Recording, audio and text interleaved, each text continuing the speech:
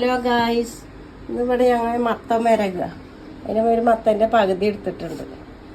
പിന്നെ അതിലേക്ക് കുറച്ച് വൻപയർ ഇതുപോലെ മുറിച്ചെടുക്കണം. പച്ച മത്തങ്ങ അതിൻ്റെ ഒപ്പം പയർ ഇത് എത്രയും മതി, പയർ മതി. അത് ഇടയിൽ കടിക്കാനായിട്ട് അത് പുഴുങ്ങി വെച്ചിട്ടുണ്ട് 2 വിസിലിന്. ഇത് 2 വിസിലിന് എടുക്കുക. ഇതുപോലെ പുഴുങ്ങിയെടുത്തു 2 വിസിലിന് പുഴുങ്ങിയെടുത്തേക്കണേ കേട്ടോ. ചട്ടി അടുപ്പത്ത് വെച്ച് ചൂടായി വരുമ്പോൾ ഇത്തിരി ആർക്കേജ് ആ ചട്ടിയിലേക്ക് ഒന്ന് വെച്ച് കൊടുക്കണം. പുഴുങ്ങി വെച്ച മത്തൻ അതിൻ്റെ കൂടെ തന്നെ പയറും നന്നായിട്ടൊന്നിങ്ങനെ.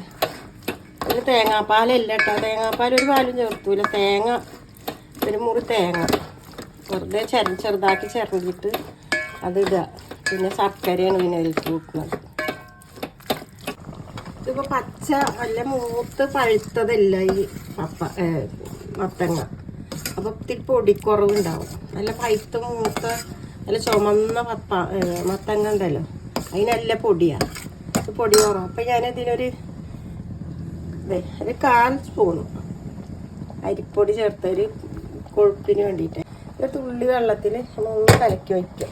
1/4 സ്പൂണുള്ളൂ കേട്ടോ. അത് ഒരു പൊടിവാരിക്ക് വേണ്ടിയിട്ട് ഞാൻ ചെയ്യുന്നു. ഇങ്ങനെ വെച്ച് കൊടുത്തിട്ട് ഇങ്ങനെ നല്ലോണം ഇളക്കി കൊടുക്കുക. ഒത്തിരി കൊഴുപ്പ് വരും.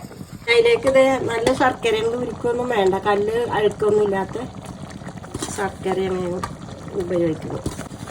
മധുരം അനുസരിച്ചിട്ട് ഇടാം. നമുക്ക് മധുരം കുറവുള്ളവർക്ക് മധുരം കുറച്ചിട്ടിടാം. നല്ലോണം ഇളക്കി കൊടുക്കുക. ഒരു മുറി തേങ്ങ ഇങ്ങനെ ഇട്ട് കൊടുത്താൽ മതി. പാലൊന്നും വേണ്ട, പാല് ഒന്നും വേണ്ട. ഇങ്ങനെ ഇടല്ല. ഇങ്ങനെ ഞങ്ങളെ അമ്മയൊക്കെ തന്നിട്ടുള്ളത്. സ്കൂളിട്ടൊക്കെ വരുമ്പോൾ വൈകുന്നേരം ഞങ്ങൾക്ക് ഇങ്ങനെ എന്തെങ്കിലുമൊക്കെ ആക്കിയിട്ട് തരും. ഇതേപോലെ മട്ടലയിൽ ഒഴിച്ച് തരുന്നിട്ട് അത് വായത്തുന്നലാണ്.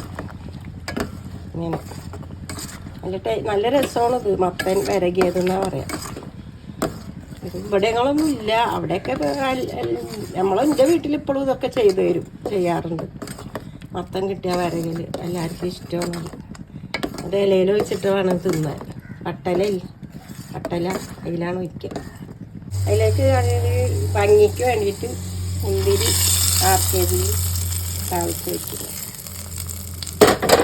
ഒരു ഭംഗിയാണ്, നല്ല ടേസ്റ്റാണ്. നിങ്ങൾ ഉണ്ടാക്കി നോക്കൂ. ഉണ്ടാക്കി കാണിച്ച് കുട്ടികൾക്ക് കൊടുക്കാൻ നല്ലതാണ്. എല്ലാവരും ഇങ്ങനെ ഉണ്ടാക്കി നോക്കുക. കണ്ടിട്ട് ഇഷ്ടപ്പെടുകയാണെങ്കിൽ എല്ലാവരും സബ്സ്ക്രൈബ് ചെയ്യുക, ഷെയർ ചെയ്യുക, ലൈക്ക് ചെയ്യുക. അപ്പോൾ നമുക്ക് ഇനി അടുത്ത വീഡിയോയിൽ കാണാം. Okay, by.